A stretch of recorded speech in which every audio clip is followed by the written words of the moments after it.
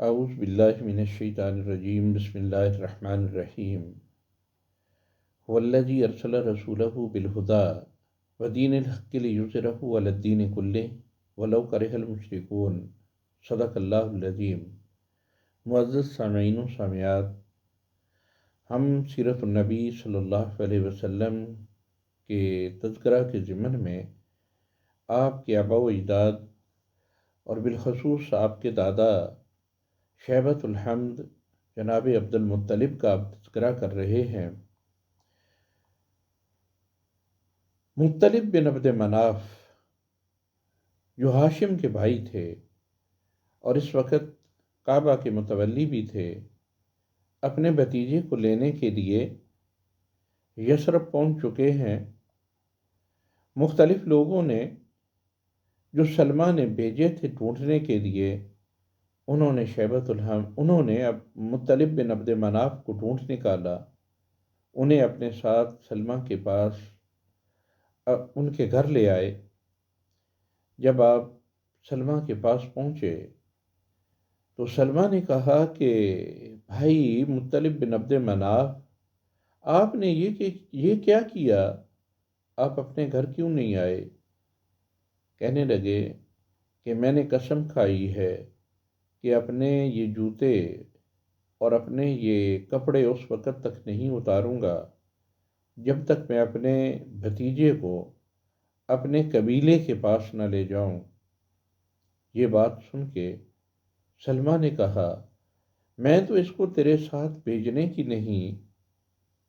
سلمہ نے جواب میں مطلب کے ساتھ درشتی اور خشونت ظاہر کی، طبیعت کی سختی ظاہر کی، تو انہوں نے کہا کہ آپ ایسا بالکل نہ کریں، میں تو بغیر اس کو ساتھ لیے واپس جانے والا نہیں۔ میرا بھتیجا سن شعور کو پہنچ چکا ہے اور اپنی قوم میں نہیں رہ رہا، اپنے ننہال کے اندر رہ رہا ہے، اور یہ یہاں پہ تو مجھے بالکل اجنبی لگتا ہے۔ ہم لوگ اس کے خاندان کے لوگ ہیں، ہماری شرافت اور قومی شہرت میں ایک ہمارا نام ہے، اور آپ اس ساری بات کو جانتی ہیں۔ ہم اسے اپنے شہر میں قیام کرائیں گے، اپنے قبیلے کے اندر لے جائیں گے، یہ ہمارا سردار ہوگا، اور میں آپ سے وعدہ کرتا ہوں کہ یہ جب بھی چاہے آپ کو ملنے کے لیے آ سکتا ہے۔ آپ اگر اس کے ساتھ قیام کرنا چاہیں تو آپ بھی وہاں پہ تشریف لے آئیں، لیکن اس لڑکے کو تو میں ہر صورت اپنے ساتھ لے جاؤں گا۔ وہ جہاں کہیں بھی ہوگا، بہرحال تیرا ہی لڑکا ہے، تیرے ہی نام سے پکارا جائے گا۔ ابلغ بنی النجار ان جئتہم انی منہم وابنہم والحمیسی رأیتہم قوما اذا جئتہم ہوا لقائی و احب حسیسی۔ انہوں نے جناب مطلب بن عبد مناف نے یہ شعر کہے کہ اگر بنی نجار کے پاس آؤ تو اس سے کہ دنیا میں انہی میں سے ہوں، اور یہ لڑکا بھی انہی کی جماعت میں سے ہے۔ رأیتہم قوما اذا جئتہم، جب میں ان کے پاس آیا تو میں نے ان سب میں یہ بات دیکھی کہ وہ میری ملاقات کے خواہشمند تھے اور میری آہٹ سے بھی محبت کرتے تھے۔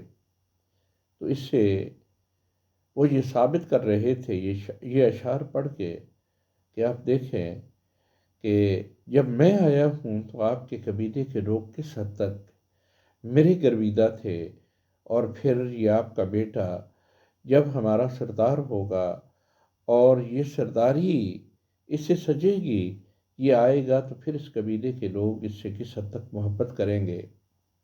روایات میں آتا ہے کہ شیبۃ الحمد نے اپنے چچا مطلب سے کہا، میں اپنی ماں کو جب تک وہ اجازت نہ دے چھوڑ کر نہ آؤں گا چچا۔ تو پھر سلمہ نے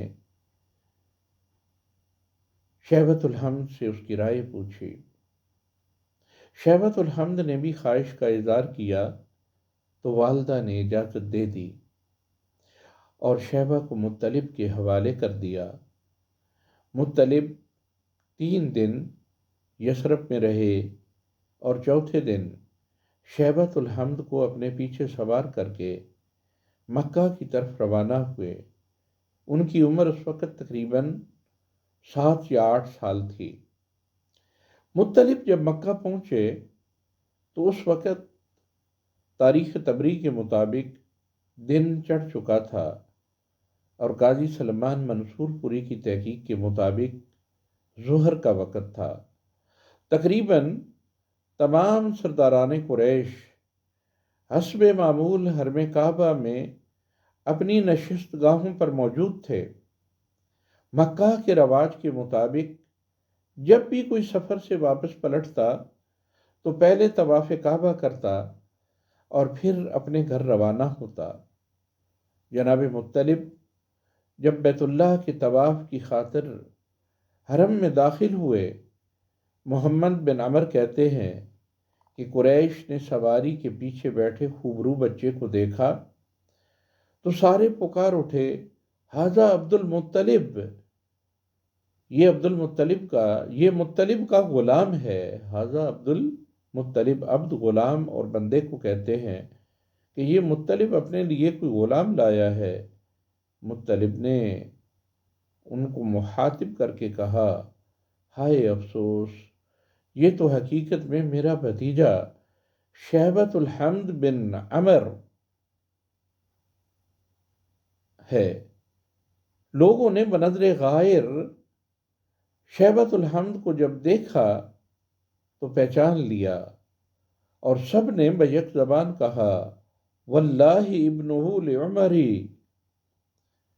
ہماری جان کی قسم یہ واقعی امر اللہ کا بیٹا ہے۔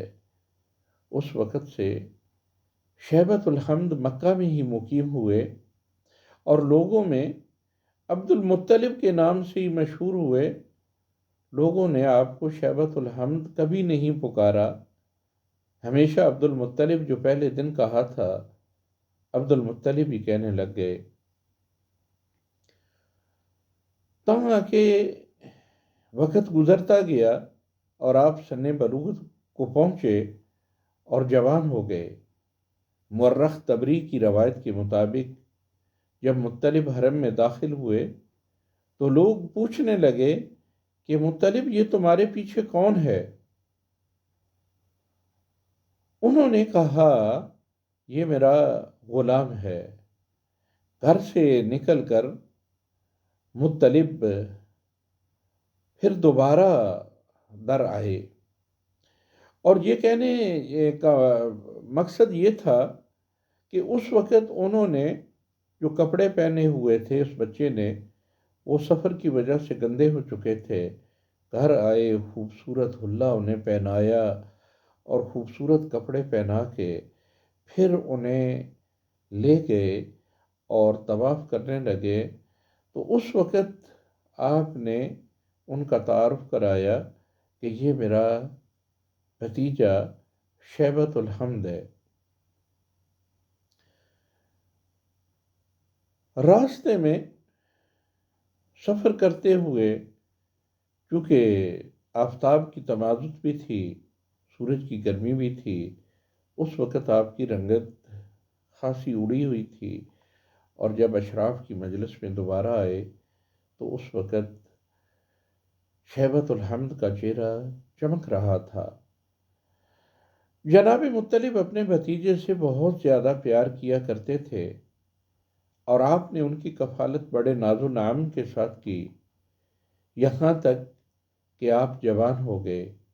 امام سہیلی کہتے ہیں کہ آپ انتہائی حسین و جمیل تھے اور اتنے خوبصورت تھے کہ آپ کا چہرہ دمکتا تھا اور آپ کی پیشانی میں ایک نور ظاہر ہوتا تھا جسے سارے لوگ محسوس کیا کرتے تھے اور یہ نور وہی تھا جو ہاشم کی پیشانی سے جناب شیبۃ الحمد کی پیشانی میں منتقل ہوا۔ وآخر دعوانا الحمد للہ رب العالمین۔ اس سے آگے انشاءاللہ اگلی نشست میں بیان کریں گے۔ وآخر دعوانا الحمد للہ رب العالمین۔